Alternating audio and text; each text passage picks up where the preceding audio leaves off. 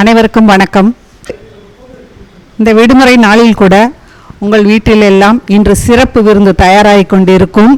அதையெல்லாம் கூட விடுத்து இன்று செவிக்கு உணவு உண்ணப்போகிறேன் என்று வந்துள்ள இந்த தியாக உள்ளங்களை, தமிழ் மீது உள்ள ஆர்வத்தினால் வந்துள்ள இந்த அன்பு உள்ளங்களை வணங்கி நிகழ்ச்சிக்குள் செல்கிறேன். கலைஞர் கருணாநிதி நகர் இலக்கிய வட்டம் 497வது கூட்டத்தில் கவியரசு கண்ணதாசன் அவர்களின் 98வது பிறந்த நாளை மிக அழகாக கொண்டாடி கொண்டிருக்கிறது. இந்த நிகழ்ச்சியை அழகுற வடிவமைத்த குரல் வாழ்த்து நல்லிசை கவிஞர் நா. ஜெகதீசன் அவர்களுக்கும் இசைமணி சித்ராமணி அவர்களுக்கும் வரவேற்புரை நல்கிய வழக்கறிஞர் நந்தகுமார் அவர்களுக்கும் தலைமை உரையாற்றிய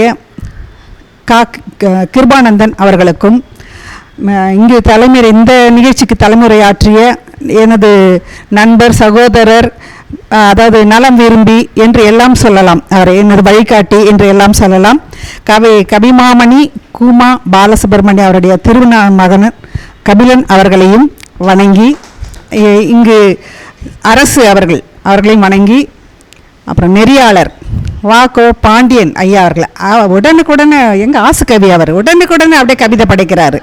ஆசுகவி அவர் என்னதான் பற்றி சொல்ல போகிறான்னு பார்க்குறேன். அவர் பாண்டியன் அவர்களையும், பேராசிரியர் முனைவர் முத்துசெல்வம் அவர்களையும், புலவர் ஆ. ஜெகதீசன் அவர்களையும், அனைத்து வந்துள்ள அனைத்து சான்றோர் பெருமக்களையும் வணங்கி, இங்கு துள்ளலுடன் பாடிய ஒரு இளைஞரை சொல்ல மறந்துவிட்டேன். மிக அவருடைய உற்சாகம் எல்லாரையும் தொற்றுக்கொள்ளும் அளவிற்கு அவர் பாடினார். அதை தான் சொல்ல வேண்டும். அப்போ சொல்ல முடியல, அப்படி திருப்பி போடுங்க, அப்போ கூட கம்மி தான். அந்த மாதிரி அப்படி ஒரு பாடினார். மிக அழகான அந்த இலக்கியத்தின் பாரும் இசையின் பாரும் இல்லை ஈர்ப்பின் பால் தான் நம்ம இங்கெல்லாம் ஒன்று சேர்ந்திருக்கிறோம். எங்கள் வாழ்வும் எங்கள் வளமும் மங்காத தமிழ் என்று சங்கே முழங்கு, தமிழ் வாழ்க. கவியரசர் கண்ணதாசனின் பன்முக பார்வை.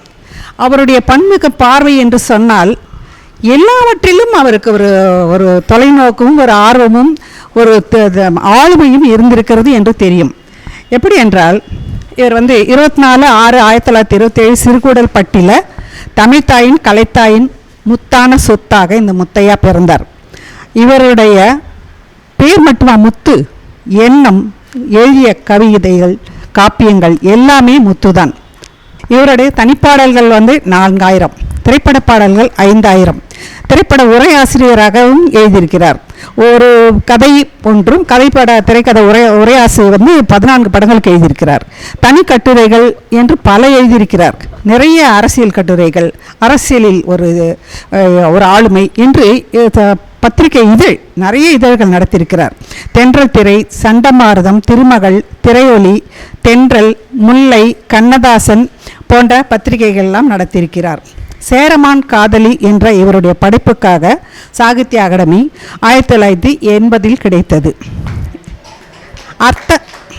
இவர் ஆரம்பத்தில் திராவிட இயக்கங்களில் இருந்தபோது நாத்திகராக இருந்தவர். அப்போது இவர் கடவுளை சாடி எழுதிய பாடல்கள் எல்லாம் அத்தனை ஒரு புரட்சிகரமாக இருக்கும். ஆனால் ஆன்மீகவாதி ஆன பிறகும் அப்படி சில பாடல்கள் எழுதினார். அதுதான் கண்ணதாசன். எந்த இடத்திலும் அவருக்கு தப்புனா தப்பு, சரின்னா சரி, அப்படி அவர் இருந்தவர். அதே மாதிரி இவர் 17/10/1981 இறந்தபோது அவர் அரசு கவி. அந்த மரணம் அவருடைய உடலை மட்டும்தான் இதுவரை எடுத்து சென்றிருக்கிறது. இப்போது ஐயா சொன்னார் இல்லையா, ஒரு ஃபாண்ட் உருவாக்கி இருக்கிறாங்கன்னு. இன்னி வரைக்கும் அவர் கையெழுத்து வந்துட்டுருக்கு.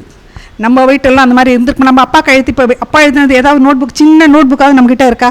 இல்லை, எல்லாம் அப்படி மறைந்து விடுது. அவரது உடலை மட்டும்தான் அந்த மரணத்தால் தின்ன முடிந்தது.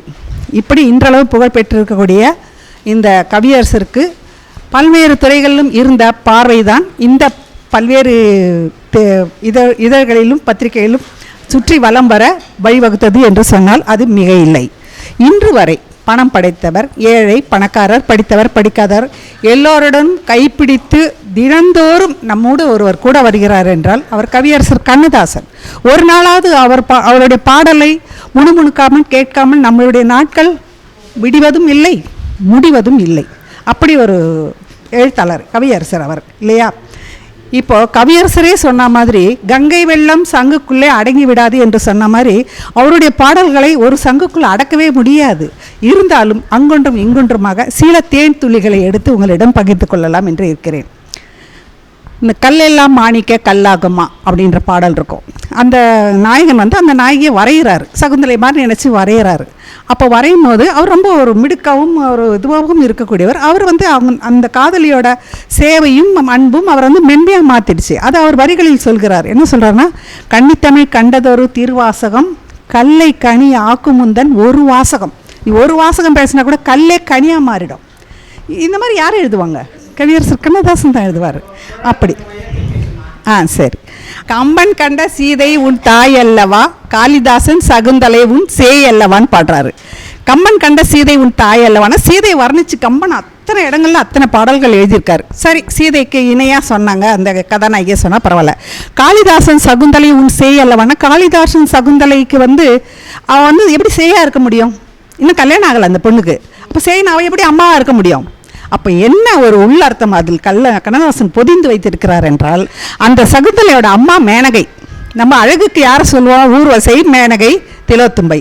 இப்போ நீ மேனகை மாதிரி அழகாக இருக்கான்னு சொல்ல முடியல அவர்கிட்ட. அந்த ஒரு நாகரிகம் அவரை தடுக்கிறது. இப்போ சொல்கிறார், காளிதாசன் சகுந்தலை உன் சேய் அல்லவா. எப்படி சுற்றி எப்படி வந்தார் பாருங்க. அதுதான் கவியரசர் கண்ணதாசன். அப்புறம் அடுத்து இப்போ இதில் இலக்கியம் புராணம் எல்லாம் வந்து விட்டது. இது காதல் பாடல் தான் இது, ஆனால் இலக்கியம் புராணம் எல்லாம் வைத்து விட்டார். அடுத்து ஒரு குழந்தை வருகிறது. குழந்தை கொஞ்சம் கொஞ்சம் பாட வேண்டும். முத்தான முத்தலவோன் கொஞ்சம் கொஞ்சம் பாடணும். அதில் தாழம் குடையல்லவோ தள்ளாடும் நடையல்லவோ. தாழம் குடை வாமன அவதாரம். வாமன அவதாரம் மாதிரி குட்டியாக வர்ற குழந்தைய தாழம் குடையல்லவோ என்று கொஞ்சுகிறார் கவியரசர் கண்ணதாசன். இது வெறும் 10 நிமிடங்களில் எழுதப்பட்ட பாடல். அர்ஜென்ட்டாக தீபாவளிக்கு வெளியிடணும் போது ஒரு பாடல் திணிக்கலாம், ரொம்ப வறட்சியாக இருக்குன்ற மாதிரி நினச்சி திணிச்ச ஒரு பாடலில் ரயில்வே கேட்டாண்ட காத்திருக்கும் போது 10 நிமிஷத்தில் எழுதியதாக சொல்லுவார்கள். இப்படி தான் கொட்டும் முத்தையாவின் வாயிலிருந்து முத்துக்கள். அப்புறம் ஓஹோ ஓஹோ மனிதர்களே அப்படின்னு ஒரு பாடல் இருக்குது. அதில் தத்துவங்களாக வரும். இத்தனைக்கும் அவர் படிக்காதவர், அவர் அவ்வளோ தத்துவங்களை சொல்லி கொண்டு வருவார். உரித்து பார்த்தால் வெங்காயத்தில் ஒன்றும் இருக்காது. இவ்வளோதாங்க. எத்தனை தத்துவ புத்தகங்கள் எடுத்தாலும் நம்ம ஒன்றுமே இல்லை, அவ்வளோதானே சொல்ல வருது. நீ சின்ன புள்ளி, நம்ம ஒன்றுமே இல்லை, நீ ஆடாத அடங்கு, இவ்வளோ தான் சொல்ல வருது. எந்த மத கருத்து எடுத்தாலும் இதை தான் சொல்ல வருது. ஆனால் கண்ணதாசன் சொன்னார், உரித்து பார்த்தால் வெங்காயத்தில் ஒன்றும் இருக்காது அப்படின்னு சொன்னார். அப்புறம் அதில் ஒரு வார்த்தை கிடச்சிதுங்க, எனக்கு ஒரு சொல் கிடச்சிது. நான் வந்து புது சொல் அறிமுகமாச்சுன்னா எனக்கு ஒரு தங்கனா எனக்கு கிடச்ச மாதிரி துள்ளி குதிப்பேன். ஆடாடா இப்படியெல்லாம் சொல்லியிருக்கா தமிழ் அப்படின்னு. அழகாக இருக்கும் காஞ்சிர பழங்கள் சந்தையில் விற்காது அப்படின்னு அதில் ஒரு வரி வரும். எனக்கு என்ன இது காஞ்சிரம் பழம், நம்ம கேள்விப்பட்டதே இல்லையே, இது என்ன காஞ்சிரம் பழம் அப்படின்னு சொல்லிட்டு இணையத்தில் தேடினா எட்டி பழங்க, எட்டிக்காய் அழகாக இருக்குமா, அது நமக்கு தெரியல. அதுவும் போய் இணையத்தில் பார்த்தேன், தெரியுதான்னு. இப்போ சாதாரணமாக தான் தெரியுது, நமக்கு சரியாக தெரியல. அந்த பழம் அவ்வளோ அழகாக இருக்கும் போல் இருக்கு. ஆனால் அழகாக இருக்கும் காஞ்சிர பழங்கள் சந்தையில் விற்காது, அது அவ்வளோ கசப்பு, அதை யாரும் அதை வந்து விரும்ப மாட்டாங்க. நீ காஞ்சிரம் பழம் போல் இருக்காதே. எத்தனை அழகாக சொல்லியிருக்காரு. அப்படி அதே மாதிரி அதில் வரும், கண்ணை மூடும் பெருமைகளாலே தன்னை மறந்து வீரர்கள் போலே. கண்ணை மூடுது ஒரு பெருமையா?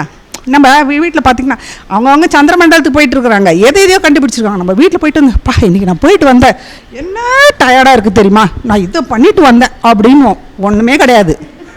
இதெல்லாம் ஒரு வேலையே கிடையாது, இதெல்லாம் சொல்லவே கூடாது. நம்ம சந்திரமண்டலத்துக்கு போயிட்டு வந்தோம், இனிமேல் எதையுமே இது கஷ்டம்னு சொல்லவே கூடாது என்பதாக கண்ணை மூடும் பெருமைகளாலே தன்னை மறந்து வீரர்கள் போலே. ஓஹோ ஓஹோ மனிதர்களை, உண்மையை வாங்கி பொய்யை விற்று ஏதாவது ஒரு பண்ண மாற்றம் பண்ணணும்ல. சரி, உங்ககிட்ட இருக்கிற என்னெல்லாம் பொய் இருக்கா, இது வரைக்கும் இருந்ததுலாம் சரி, இனிமேல் விற்றுருங்க. சரி, என்ன வாங்கலாம், உண்மையை வாங்கிக்கோங்க, அவ்வளோதான், இனிமேல் சரியா இருங்க, அவ்வளோதான். மிக அழகான ஒரு சொல்லது. அப்புறம் வாழ நினைத்தால் வாழலாம், இது ஒரு காதல் மாதிரி கூட சொல்லலாம். ஒரு அந்த மனிதன் வந்து தற்கொலை பண்ணிக்க போகிறான், உத்வேகப்படுத்தி ஊக்கப்படுத்தி பாடுறா. அப்போ வந்து அந்த ஊக்கப்படுத்தி அந்த பாட்டல் வரும்போது வழியா இல்லை பூமியில் ஆழக்கடலும் சோலையாகும் ஆசை இருந்தால் நீந்தி வா, வந்தா வா, இல்லாட்டி அப்படியே போயிடு அப்படின்னோன்னா தன்னால் நம்ம சொல்லுவோம், தூக்கி கடலை பட்டால் தன்னால் நீந்தி வருவான் அப்படின்னோம் இல்லையா. அந்த மாதிரி சொற்கள் இதெல்லாம் உந்துதல் தரக்கூடிய சொற்கள். அதில் வந்து கொஞ்சம் கொஞ்சமாக காதல் வாயை பட்டு விடுவாங்க. அது படிப்படியாக வேறு காட்டுவாங்க. இந்த கண்ணதாசன் எழுத்தில் நான் பார்க்குறது, ஒரு சரணத்துலேருந்து இன்னொரு சரணத்துலேருந்து இன்னொரு சரணத்துக்கு ஏதோ ஒரு இந்த இது சொல்லுவாங்கள்ல, பேட்டர்ன் என்று சொல்வார்கள், ஒரு முறை, ஒரு வடிவமைப்பு ஒரு இருக்கும். அதுதான் நான் ரொம்ப விரும்பி ரசித்து அது இதில் என்ன வச்சுருக்காருன்னு பார்ப்பேன். அப்படி ஒன்று இருக்கும் அவர் பாடலில். அதில் அவர் சொல்கிறாரு, அவங்க சொல்கிறாங்க, இருவர் வாழும் காலம் முழுதும் ஒருவராக வாழலாம். இருவர் வாழும் சொன்னாங்க இல்லையா, ஒத்துமை இல்லை, டைவர்ஸ் பண்ணுறாங்களே. இருவர் வாழும் காலம் முழுதும் ஒருவராக வாழலாம். பாரதிதாசன் என்ன சொல்கிறாருன்னா, வயசாகி போய் கிடக்குறாங்க அவங்க மனைவி. அப்போ சொல்கிறாரு, அவளுக்கு புற்கட்டு மாதிரி தலை வைக்க மாதிரி இருக்குது, கண்ணெல்லாம் குழி விழுந்து போச்சு, கண்ணமெல்லாம் ஒட்டி போய் விட்டது, அவளிடம் இளமை இல்லை, அவளிடம் அழகு இல்லை, பின் எது எனக்கு இன்பம், அவள் இருக்கிறாள் என்பதே இன்பம் அப்படின்னு சொல்கிறார் பாரதிதாசன். அவள் இருக்கிறான்றது எனக்கு போதும், எனக்கு மன உளைச்சலாமல் வெளியே போகிறேன், என் வேலையை நான் பார்ப்பேன் அப்படின்றாரு. இதுதான் அந்த வயதான பிறகும் இருக்கிற காதல். இதை வந்து ஒருவர் வாழும் காலம் முழுதும், இருவர் வாழும் காலம் முழுதும் ஒருவராக வாழ்வோம். எத்தனை அழகாக இருக்குது பாருங்கள். இப்படி இருந்தால் எங்கன்னா சண்டை வருமா? வராது. அப்புறம் சொல்ல சொல்ல இனிக்குதடான்னு ஒரு பாடல், சாவித்திரி பாடம், முருகரத்து பார்வதி பாடுறாங்க. அந்த தொகையராவை பார்த்திங்கன்னா, விண்ணுக்கும் மண்ணுக்கும் நாதனாய் இருந்த என் நாதனுக்கும் நாதனானவனே சுவாமிநாதா. விண்ணுக்கும் மண்ணுக்கும்னா நமக்கு தெரியும், லிங்கோத்பதத்தில் இந்த பிரம்மாவும் சிவனும் 2 அவதாரம் எடுத்து போகும், யார் உயர்ந்தவர் பார்க்கும்போது இவர் விண்ணுக்கும் மண்ணுக்குமா வளர்ந்து கொண்டே போனார் என்று ஒரு புராண கதை இருக்கிறது. அதே சொல்கிறார், ஒரு வரியில் ஒரு அவதாரமே அவங்க வைப்பார். விண்ணுக்கும் மண்ணுக்கும் விண்ணுக்கும் மண்ணுக்கும் சுவாமி என வந்த என் சுவாமிக்கும், சுவாமிக்கு இல்லை சுவாமிக்கும், அந்த இம்மு அரை மாத்திரை தான் அந்த மெய்யெழுத்து. அந்த அரை மாத்திரையில் என்ன ஒரு அழுத்தம் அந்த வார்த்தைக்கும் வரிக்கும் கிடைக்குது இல்லையா, அதை தான் நம்ம பார்க்குறோம். சுவாமிக்கும் நாதனே சுவாமிநாதா, சுவாமிநாதான்னு கூப்பிடணும். அது ஏன் வந்ததுன்னு ஒரு பெயர் காரணம் வைக்கிறார் பாருங்க. ஒரே வரியில் அப்படியே ஒரு புராண கதையாக வந்துடுது. அதில் பிறந்த போது எனது நெஞ்சும் அமைதி கொண்டது, முருகா அமைதி கொண்டது. ஏன் அமைதி கொள்ளணும்? ஏன் எழுதுறார் கண்ணதாசன்? என்னென்னா, ஏற்கனவே ஒரு குழந்தை விநாயகர், அவரும் நல்லா தான் பிறந்தார், ஆனால் அவருக்கு தலை மாற்றாகி போச்சு. இந்த குழந்தையாவது நல்லா பிறக்குமான ஒரு அம்மா கவலை இருக்குமா இல்லையா? நீ பிறந்த போது எனது நெஞ்சம் அமைதி கொண்டது, இன்பம் கொண்டதுன்னு போட்டால் இருந்தாங்க, யாருங்க அவர் கேட்க போகிறாங்க? அமைதி கொண்டதுன்னு போட்டார். அதுதான் கண்ணதாசன். அப்புறம் அறிவில் சிறந்த உன்னை காணும்போது பெருமை கொண்டது. நீ அப்பாவுக்கே புத்தி சொல்லிட்ட, ஓமின மந்திரத்தை சொல்லிட்ட, இப்போ எனக்கு பெருமை வருது. எல்லாம் இதை பற்றியே பேசுகிறாங்க, டாக் ஆஃப் த சிட்டி என்பது போல். இப்போ இது வந்து பெருமை கொண்டது அப்படின்னு வருது. அப்புறம் இந்த உலகமெல்லாம் யுகங்கள் எல்லாம் மாறி மாறி அழிந்தா கூட உன் முகமலரின் அழகில் மட்டும் முதுமை வராது. நீ என்றைக்கும் வந்து அழகாகவே இருப்ப. முருகு என்றால் அழகு, சரி, கரெக்டு. நீ வந்து முகமலரில் அழகில் மட்டும் முதுமை வராதுன்னு எப்படி சொல்கிறாங்கன்னா, சொல்லிட்டு குமரான் வாங்க. அந்த இடத்துல முருகா கந்தானே பாடிட்டு வந்தவங்க, இந்த இடத்துல மட்டும் குமரான். குமரன் என்றால் இளமையானவன். கவியரசர் கண்ணதாசன் ஒரு சொல்லையும் எப்படி ஆளுமையோடு அங்கே புகுத்துகிறார் என்பதில் தான் அங்கே அவர் நிற்கிறார். அதனால தான் நம்ம இவ்வளோ வருஷம் கழித்து அவரை கொண்டாடிட்டு இருக்கோம்.